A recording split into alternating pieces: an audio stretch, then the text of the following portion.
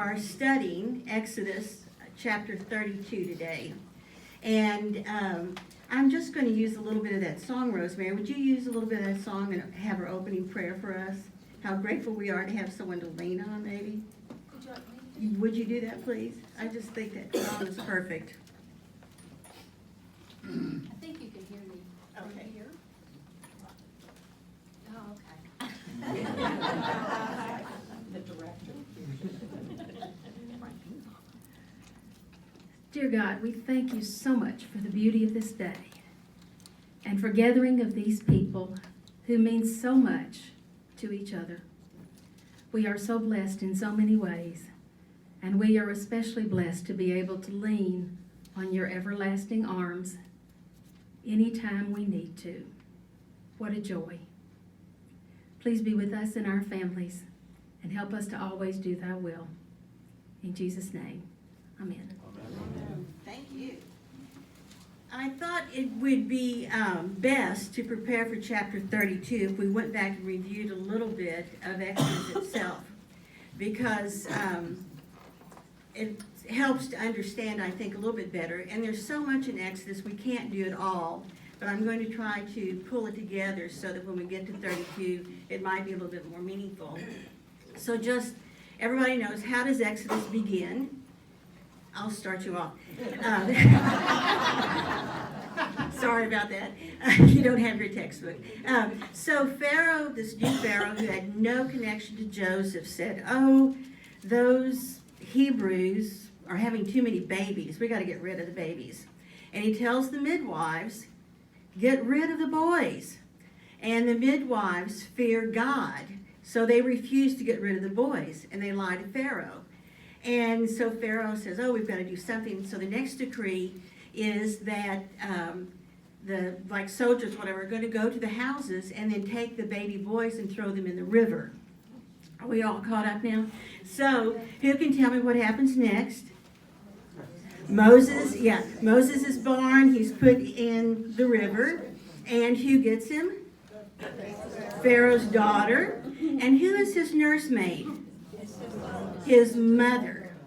She is asked to come and nurse this baby that's been found. So no matter what, some evil had been planned, God just kept twisting it very nicely so that it came back to work in the favor of the plan that he had.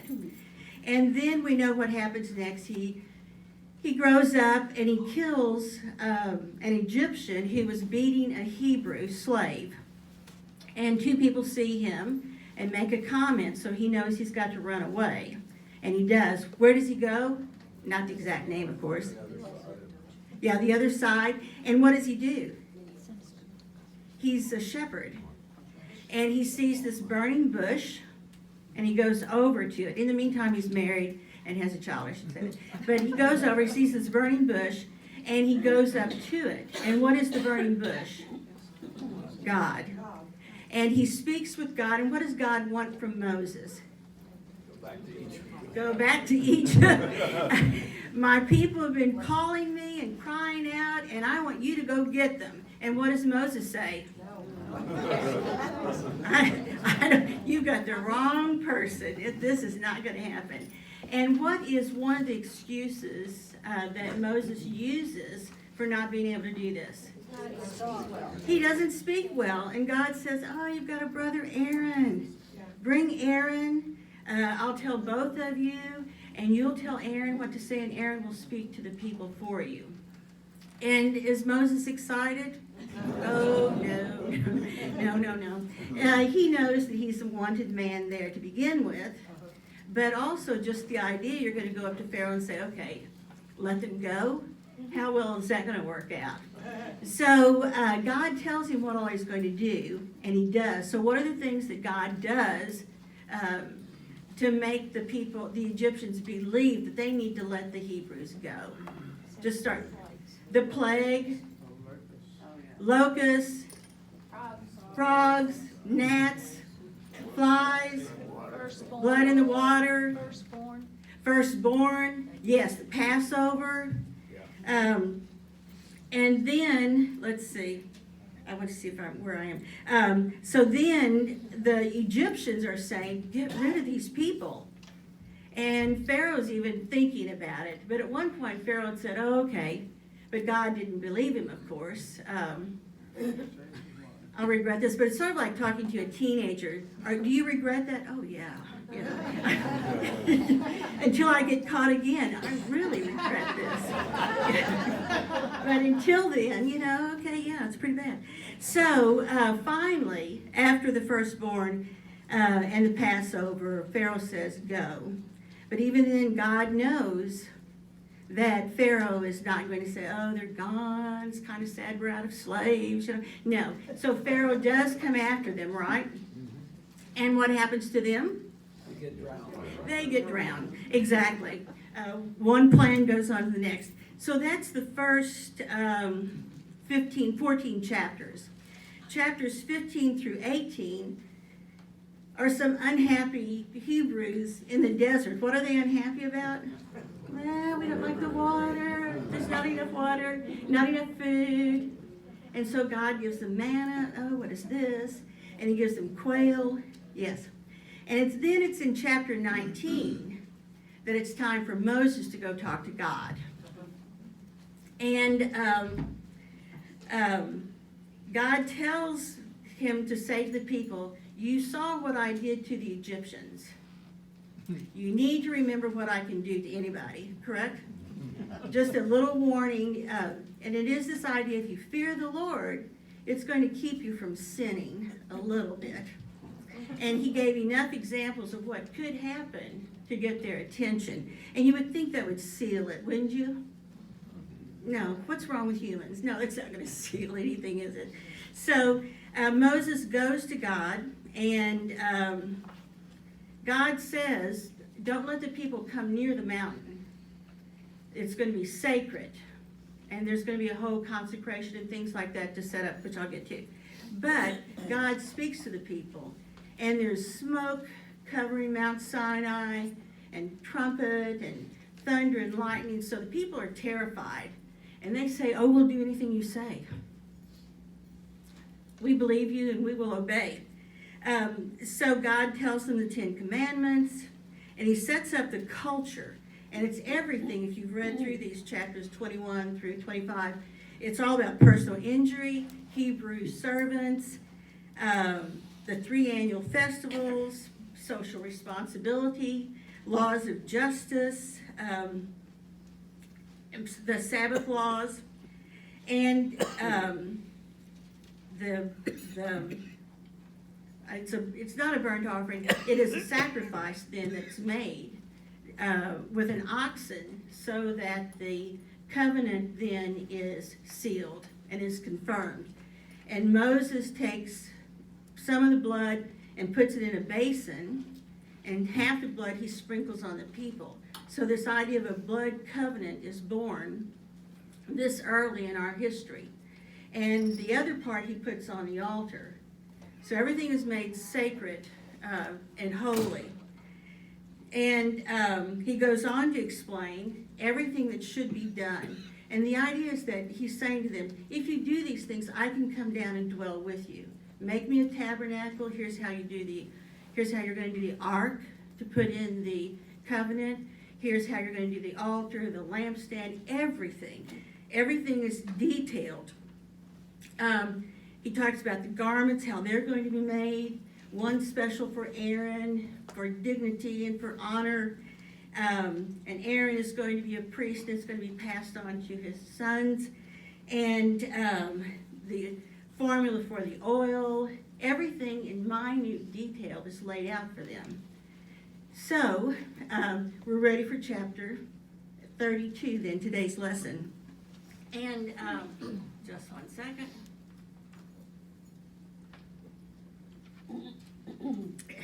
God calls Moses to come up. And if you would look in your Bibles, I'd like someone to read the first 2 verses. Who would do that for me? Of chapter 32. Thank you. Oh, okay. Holly. I raised my hand. Okay, I know that. So Holly, you're second. You're going to read verse 3, 4, and 5, okay? So Janice, go ahead. When the people saw that Moses was so long in coming down from the mountain, they gathered around Aaron and said, "Come, make us gods who will go before us. As for this fellow Moses who brought us up out of Egypt, we don't know what has happened to him." Aaron answered them, "Take off the gold earrings that your wives, your sons, and your daughters are wearing, and bring them to me." So all the people took off their earrings and brought them to Aaron. They took what they handed him, he took what they handed him, and made it into an idol cast in the shape of a calf, fashioning it with a tool. Then they said, "These are your gods, Israel, who brought you up out of Egypt." Okay, so all of this preparation by God, right? All this fear, we will do anything you say, we're very scared. And Moses goes to God, and he's there for 40 days total. So this is somewhere in those 40 days. And what are the people saying? Who's this Moses? He's not coming back. What do they want? An idol. And God had just given them the commandments. Don't do that. And so they make an idol. And I want to come back to this in just a minute. So Holly, would you read the next few verses? Yes, I'd be delighted. Thank you. When Aaron saw this, he built an altar in front of the calf and announced, "Tomorrow there will be a festival to the Lord."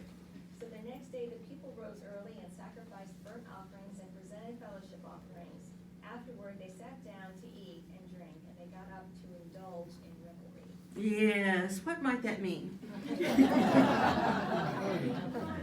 Oh, yeah, yes. And there's so many different versions. There was in one the possibility that they were even nude, drunken, nude, dancing around, hooping and hollering all night long. Let's just keep going. Who'd read 7 and 8 for us? Any volunteers? Jack, I think you'd like to do that. Sure. Thank you. You knew that our had pulled up. I did. God spoke to Moses, "Go get down there. The people whom you brought up from the land of Egypt have fallen to pieces. In no time at all, they've turned away from the way I commanded them. They made a molten calf and worshipped it. They've sacrificed it and said, 'These are the gods, O Israel, that brought you up from the land of Egypt.'"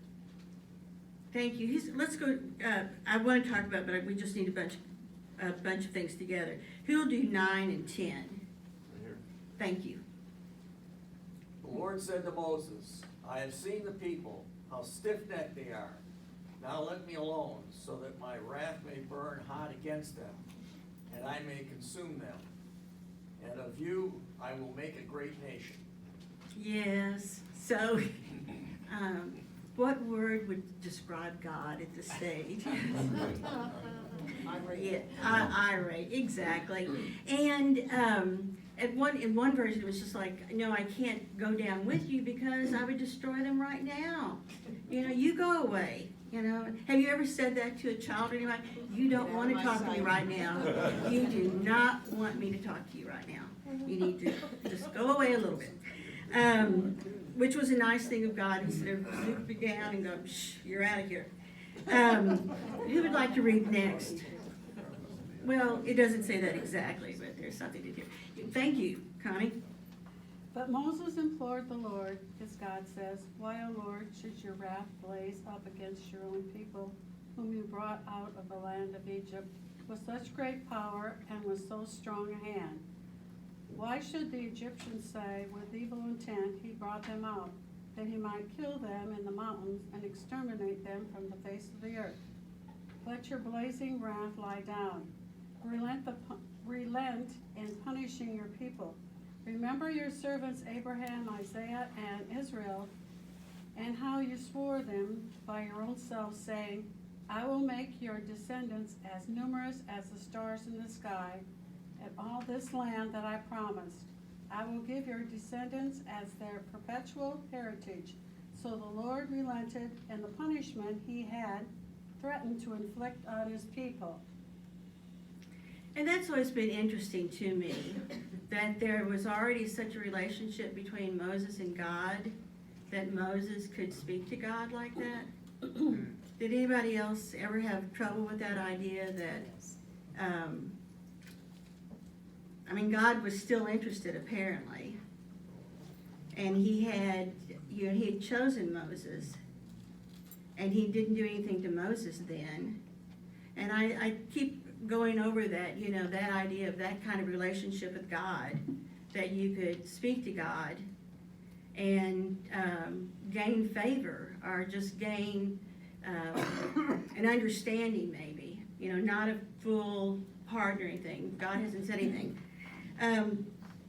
Who would read the next part? Jack, thank you. I'm reading from the Message. That's good. Moses turned around and came down from the mountain, carrying the 2 tablets of the testimony. The tablets were written on both sides, front and back. God made the tablets, and God wrote the tablets, engraved them. One more. Yes. When Joshua heard the sound of the people shouting noisily, he said to Moses, "That's the sound of war in the camp." But Moses said, "Those aren't songs of victory, and those aren't songs of defeat. I hear songs of people throwing a party." Go ahead and read the punchline, the next one. And that's what it was. When Moses came near to the camp and saw the calf and the people dancing, his anger flared. He threw down the tablets and smashed them to pieces at the foot of the mountain. He took the calf that they had made, melted it down with fire, pulverized it into powder, then scattered it on the water and made the Israelites drink it. So, previously, Moses is asking for some sort of lesser harsh feelings towards his people, right? Pleading with God, come on, these are your people. And then what does he do when he gets there? Exactly. And I understand that, of course, to see it, to think about it, but then to actually see the people dancing and partying and having the golden oxen on an altar that they're worshiping. But it's been defeating to Moses. So, just a couple things here. What do we think about Aaron at this point? I've always wondered about that. Yes. He was the one who said, "Give me your jewelry. Let's Yes. do this." Yeah. And then that leads me to the question, who were these people? Was it everyone? Was it a group? Who were the people who were demanding this? What kind of people were they? I think it was everyone. You think it would be I everyone? think so, yeah. And what was in their mind? What were they thinking? Well, they're going back to Egypt. They were raised in Egypt, so Yeah. I think they were more influenced by the culture of Egypt than their Jewish culture. Exactly. So certainly 30 days without Moses or someone standing over them and they're falling apart. That's one, yes, that's one thing. And the really disgusting phrase is that, you can take people out of Egypt, but you can't take the Egyptian out of people. I don't know if that works. But they were still very much Egyptian. And at one point in Exodus, Moses told them after Passover, go loot the Egyptians, get all their gold. So it may have been this is some of that gold. But otherwise, my question was, would slaves have a lot of jewelry? No. So, so maybe these weren't all Hebrew slaves. Maybe it was some of the gold they'd looted. I don't know. This is one of those things that sort of goes into me. And then the character of Aaron. Who is Aaron again? The brother. And God said, use Aaron to do your speaking. So, from Aaron's point of view then, maybe you've been at prayer, getting ready to take a dinner or something and call it an evening, and these people, masses, come up to you. What do?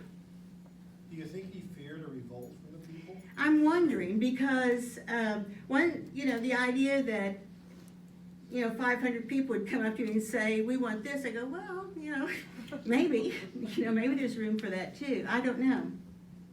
But that is that interesting point. Was he trying to just buy time until Moses got back? Was he, surprised by it? Or did he say, okay, I'm worried too. It's been 30 days maybe, or how many every days, and we don't know where Moses is. Has he gotten killed? Is he lost? You know, did he change his mind? So there's this whole idea of leadership and commitment and learning something new, because in this chapter, in this whole book of Exodus, God is teaching a culture, a brand new culture as well, how things will be done and how to worship him, and also then how to accept him so that they have all the blessings, and that is by leaning on him. Okay, let's keep going because it just gets good. Yes, One thing about the silver and gold, yes. if you go all the way back to chapter 12, right before they left, Mm-hmm. they asked the Egyptians for gold and silver, and that was part of they were willing to give it because they wanted to get rid of it. Yes, get out of here. So Absolutely. They already had a source of gold and silver. It's true. And then Moses is so mad he melts it down and turns it into powder and puts it in the water that they're going to drink. So well, I'm thinking, if you've ever been camping or anything, or anyway, and are there anywhere there's a outdoor fire and all those little ash things are flying around, it's in the water. And if you'd been drinking a lot and you're going to have to drink that water with that ash in it, that may have also been a punishment to them. You would not want that kind of water. So there's sort of a dual thing going on here. He's making them drink the very thing that they valued. Let's keep going so we can see the end of this.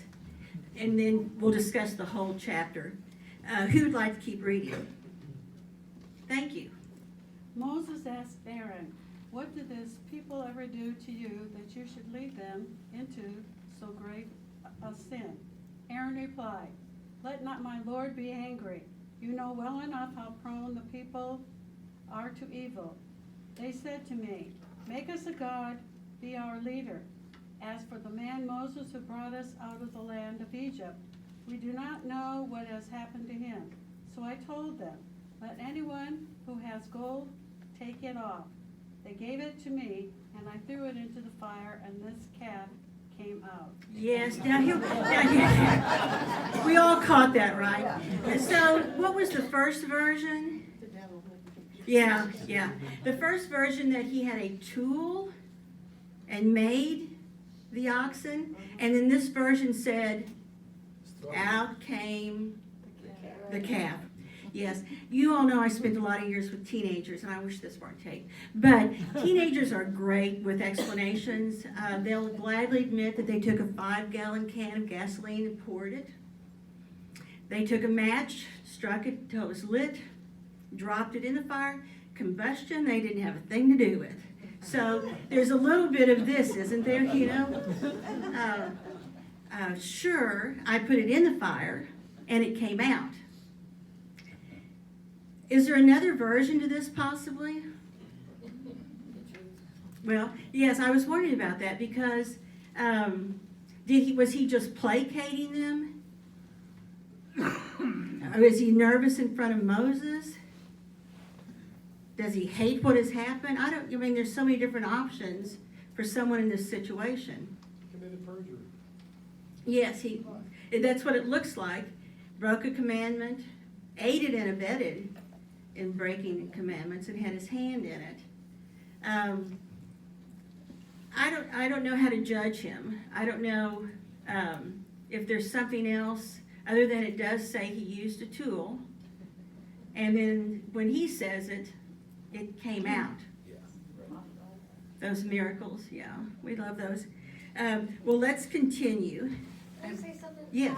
He let the people, as a leader, he abdicated his leadership. He let the people direct where they're going instead of being a strong leader and leading them in the right way.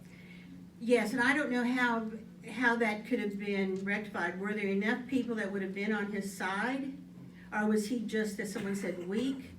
Or He needed to make a stand and he didn't, for righteousness, and he didn't. because he knew he was breaking a commandment. Because I think he could have said, "You want to go, whatever, do it." I shouldn't have any part of that. Or don't do it. Or don't do it. Oh yeah, first of all, don't do that. but I don't know if he feared for his life or not. I don't know. But, well, we'll swing back to that. Who will keep reading? Thank you.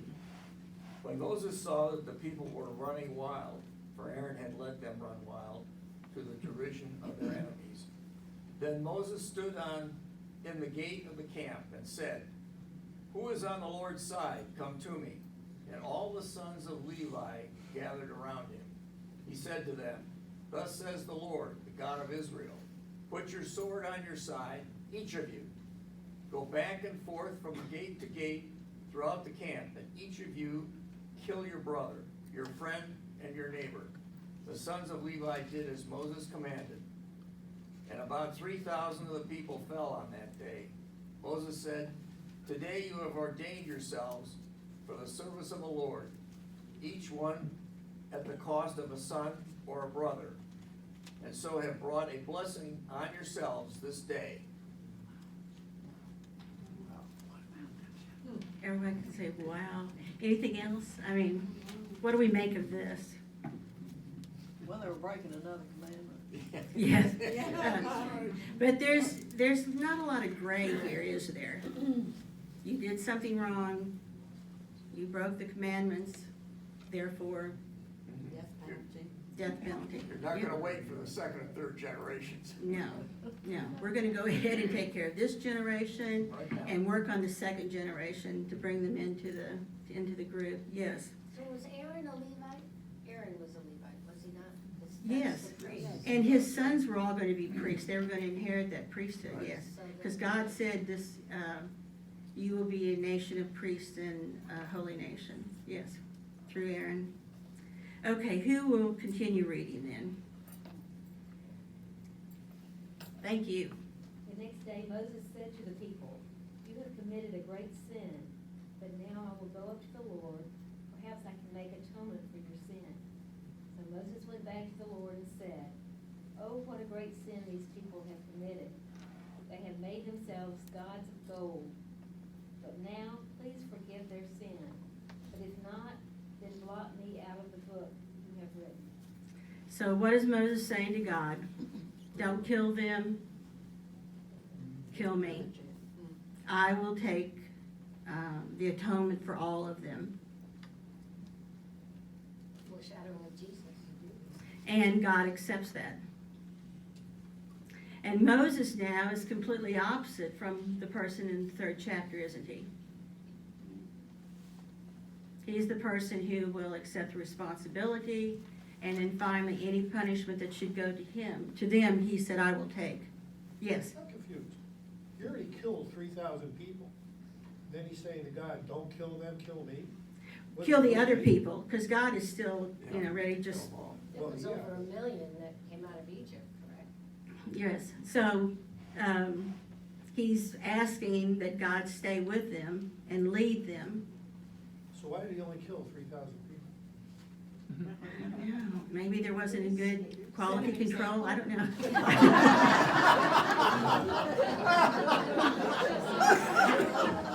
don't think that's biblical. I've gotta quit. I've been here too long. What is it? Maybe everyone wasn't. They're running. If someone was coming to kill you, what would you do? Next. No. I think every time there's a party going on and everything else, that you get people who are participating in that. Yes. And then you got people who are saying, now this is not right, I'm in my house, I'm doing what I need to be doing. Exactly. And so when the Levites went through the crowds, they were going through the party goers. Right, They weren't going through the other people, exactly. And they were probably still dressed in their party right? and their party attitude. Yeah, and their attitude had been very easy to find them, I'm surprised they didn't kill Aaron. Yeah, well, He's involved. yes. But, this idea of God has a plan, So I'm just going to say about the rest of Exodus and then come back to close. In the next 2 chapters, Moses goes back to God and he says, look, you know my name, you've chosen us, show me your ways. Show me you and what we're supposed to be doing. And it's then that God reveals himself And when Moses comes back with the second set of tablets, his face is so radiant that when the others see him, they instantly change. And the last 5 chapters of the book then are the detailed work that God had laid out in those earlier chapters for the tabernacle, 100 cubits for the south lawn, all that in minute detail, the linen, the goat hair, all of that, and they did it all. Yes, One thing about Moses' face, it was so red and radiant. Apparently Moses was a little concerned that he might disturb the people, and he wore a veil. he put on a veil. So you could say that Moses, in a way, did pay with the mark. Yes, forever. But the people, but the people also recognized that he had been changed by God. Yep. And this leadership then, that if you are a child of God, everybody should be able to recognize it. And hopefully you have some influence. Yes, Also, his face was radiant, and also when he went up there the first time, his hair, it doesn't say in the Bible, but I've seen stories of Moses. His hair was brown, and when he came down the second time, his face was radiant and his hair was white. yes. God changes people in all sorts of ways, right? And even in your physical. Well, thank you, and God bless. Thank you. Thank you.